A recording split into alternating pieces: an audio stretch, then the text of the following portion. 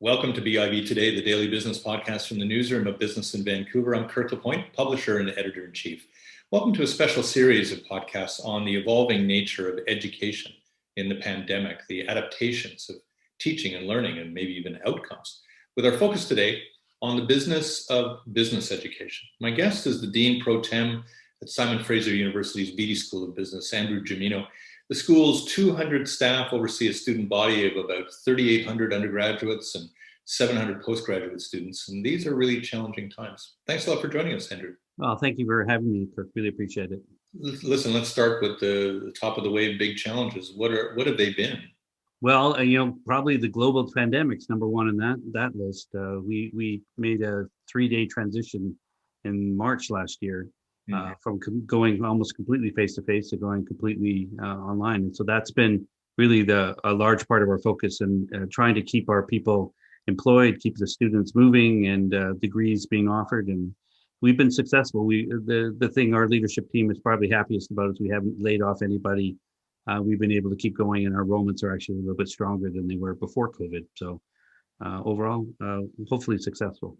But in terms of techniques, in terms of the discussions that you can have in classes, the kind of collaboration that you can do, the creativity that emerges from the classroom, what are the new skills do you think that people have had to acquire in order to navigate some of these things? Yeah, it's been remarkably important for us to realize the essence of education is about forming your own opinions and not just about checking boxes. So we found that we've had to keep that discussion, what we call synchronous educational opportunities, highlight a lot of our work, mostly in the grad, but also in undergrad as well.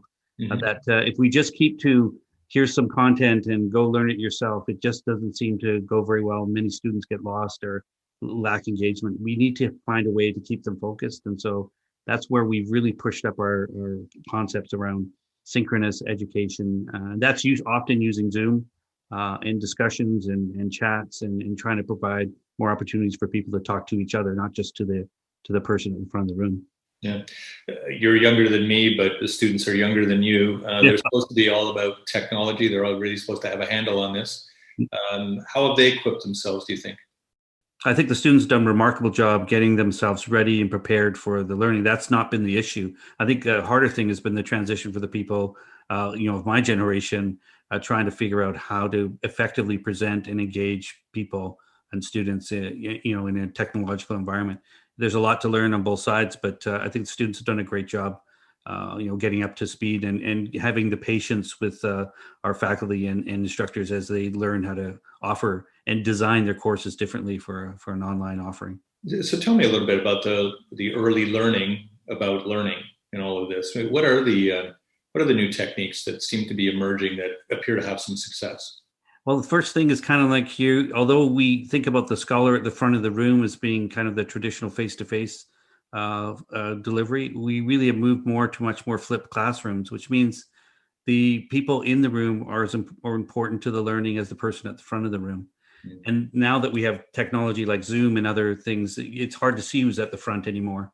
And so it's a kind of a releasing of the knowledge requirement that has to be just about the instructor and incorporating that more as the entire class is involved in the engagement around the material. And when you can do that successfully, you can really jump up the amount of learning that happens inside a course. So we try to do that. There is, when you're in big courses where you've got hundreds of people and you're trying to get through material like introductory math or whatever, there's not so much opportunity for discussion in those.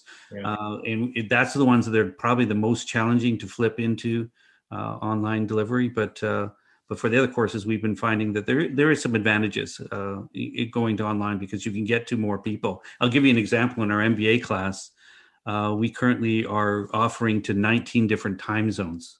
Wow. We have to actually run at 7 o'clock in the morning or 7 o'clock at night because that's the only times we can get most of the class together.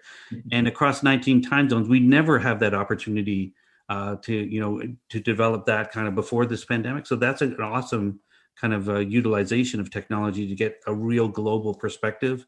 And so far, so good. It's been really successful, but so much learning, from both the instructor and the student side.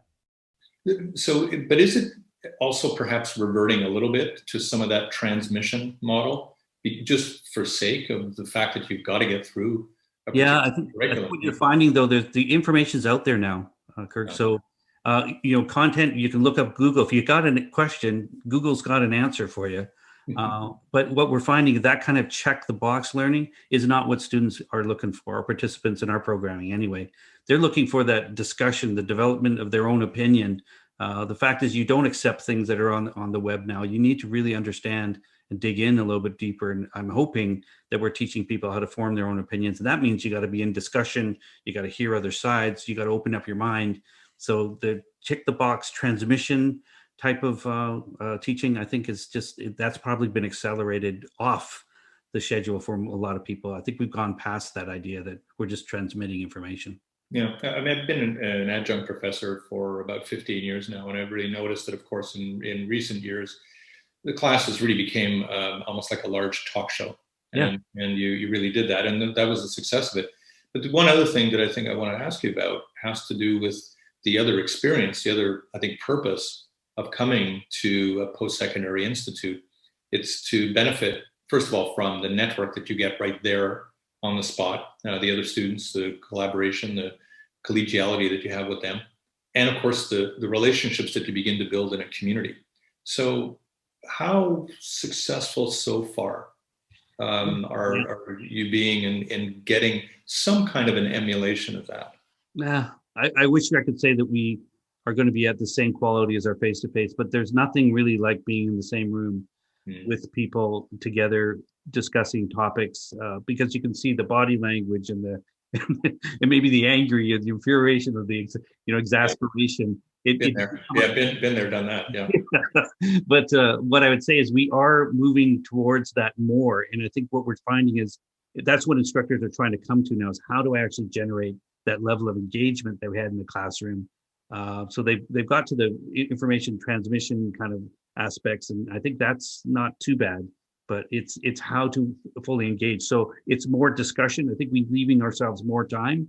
But the real challenge in this, Kirk, is that if you look at people, for example, maybe in our graduate program, they're also working full time. A lot of these people and taking school. So now you just spend 8 hours on Zoom, or maybe 10 hours in your work, and now you're going to do another 2 hours. So we're finding that there's just limited time. We can't do all the things we used to do in the classroom because it's just too much. And I think we're pretty quickly concluding, right, that things like Zoom are exhausting. Yeah, they're, neurologically, it's not we're not built for it. Yeah. So what I also wonder about is how are you dealing with the fact that employers around the country are expecting these grads to come to them and to bring them some skills? How are you making sure that employers are aware of the attributes of the student body? Yeah, well, I think if you take a look at the business skills that we're developing in our graduate and undergraduate students, I think we're pretty confident that even in this technological kind of online remote instruction area, we're still providing it with the basics. So I think people are coming out prepared to be able to engage in return to their basic understanding. I think what's actually probably better for them is that they're now able to engage in more ways than they had before. I mean, students coming out now are able to collaborate across these technological platforms much easier with more confidence than they had generally coming out before this the case. And as people were moving in that direction anyway with virtual teams and globalization, I think there was basically a movement towards that. So technically, maybe we're a little bit better. I think the problem we have is in collaboration stuff. So for example, how do you do a group assignment now when you're in a Zoom environment? So forget about what's happening in the classroom. Now, how do you take those outside classroom activities, which are so important to learning, and replicate those? And I think students are having some difficulty there. It's nice that we have things like OneDrive and Google Drive and other things like that where we can store information together, but really utilizing the capabilities. That's where students are really pressing forward, even past what we're delivering in the classroom. They're trying a whole bunch of different little things, apps, Slack, a whole bunch of ways to communicate and keep the collaboration going. And I think if you think about what the experience that they've had here, I would say they've had a couple years experience in a 1 year atmosphere with trying to handle all these things in Zoom. So I think students are better prepared than we think to actually take on the next step. Well, but one of the areas I think that business education excels in, of course, is in encouraging entrepreneurialism, innovation, the kind of vision to create something, something that's, of course, going to be benefiting us. How have you been able to adapt in these circumstances to ensure that that doesn't get somewhat subsumed? I'll give you two examples, right? It's actually because of the pandemic, we had to make some changes. And so the grad program, for example, we have this program called, it's a Master's in Science in Accounting with Cognitive Analytics. And we offer it to KPMG auditors, and it was around the country. When we started this program before the pandemic started, we'd meet in either Toronto or Vancouver, and we would fly people in and do this programming. And then all of a sudden with the pandemic, the question is, would we stop the program or would we continue? And thankfully, our partner, KPMG, said, let's try to continue. And we did. And what we found was we were able to actually find a lot more time for people. They weren't traveling.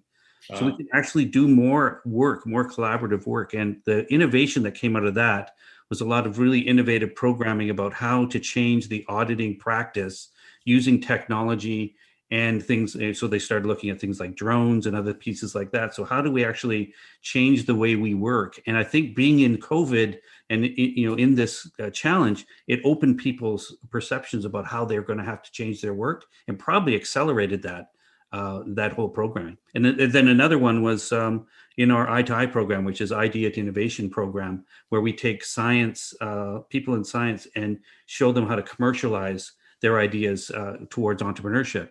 What we found was we were able to actually work with Queens and to start to develop a national program.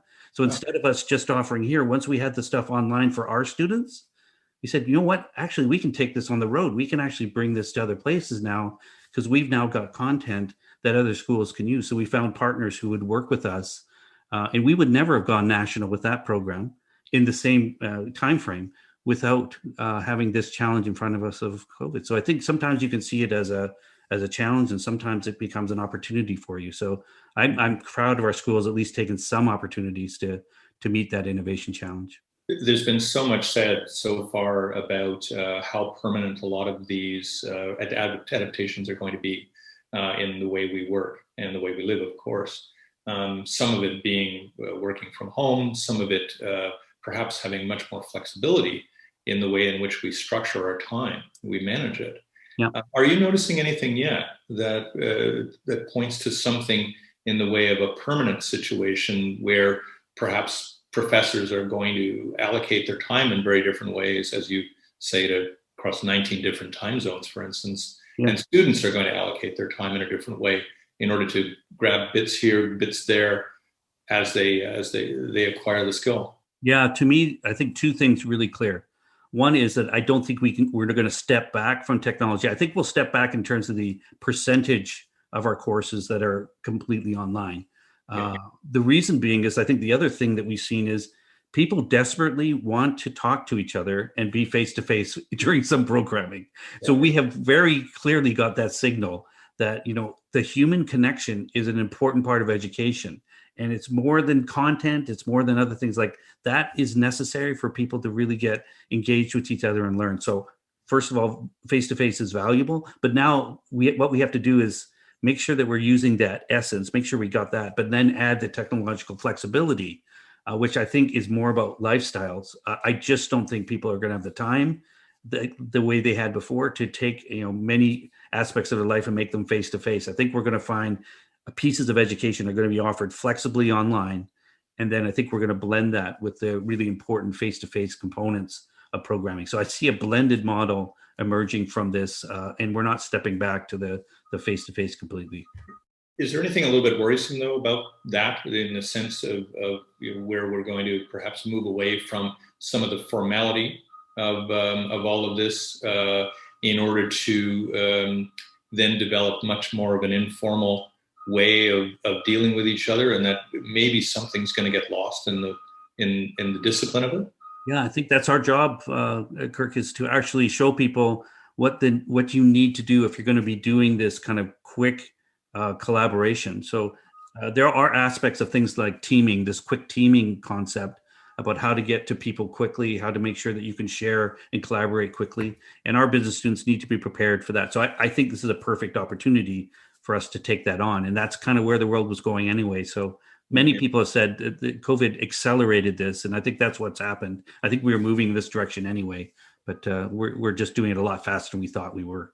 And is there a bit of a silver lining in all of these clouds that your full graduating class, first year of fully dealing with online learning, comes this spring, that these people this year and probably next year are going to be probably the best equipped to navigate the rigmarole.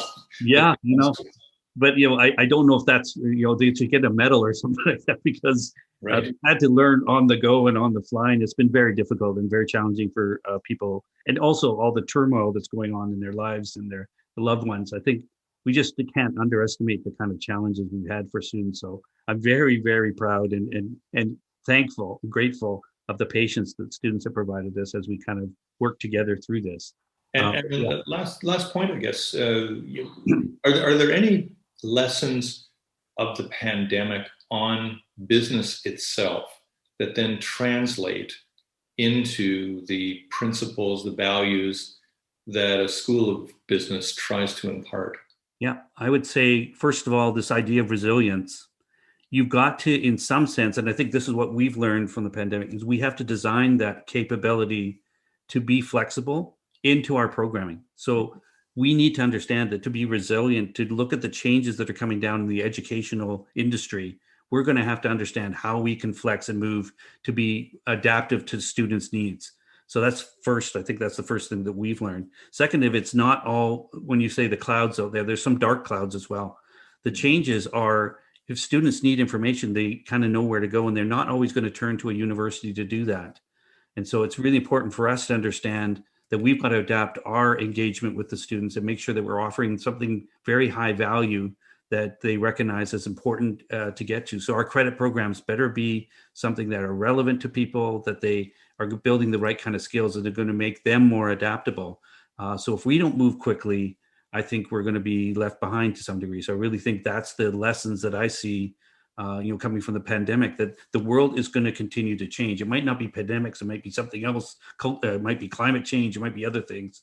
We're going to have to learn and continue to adapt. So we better start building flexible systems that allow us to adapt our curriculum and our offerings so that we can do that regardless of what gets thrown our way. Okay, last question. Do I jinx it if I suggest that perhaps by the fall we're going to see in class? So I would have students standing up and cheering if we could hear by the fall. But I think with these variants coming and other things, we at SFU, what we recognize is that student health, our faculty and staff health is number one, and we are not going to take risks with that. So if we can do it safely, we would love to operate as soon as possible. But I think the fall may be early, depending on how the vaccinations go and everything. So I'm crossing my fingers that we can get there. But we're going to make sure we take the health of students and faculty and staff into that equation. Yeah. It makes sure that we don't have to dress up all that often anyway. So there we go. Probably has a small side benefit. Andrew, it's been great talking to you. Best wishes with all of this. It's a big challenge you've got there. Well, I appreciate it very much, and thanks for having me. I appreciate the time. Andrew Gemino is the Dean Pro Tem at Simon Fraser University's Beedie School of Business. This is part of our special series this week on education. It changes, of course, the impact of the pandemic on it. I'm Kirk LaPointe, publisher and editor-in-chief of Business in Vancouver. Thanks a lot for watching.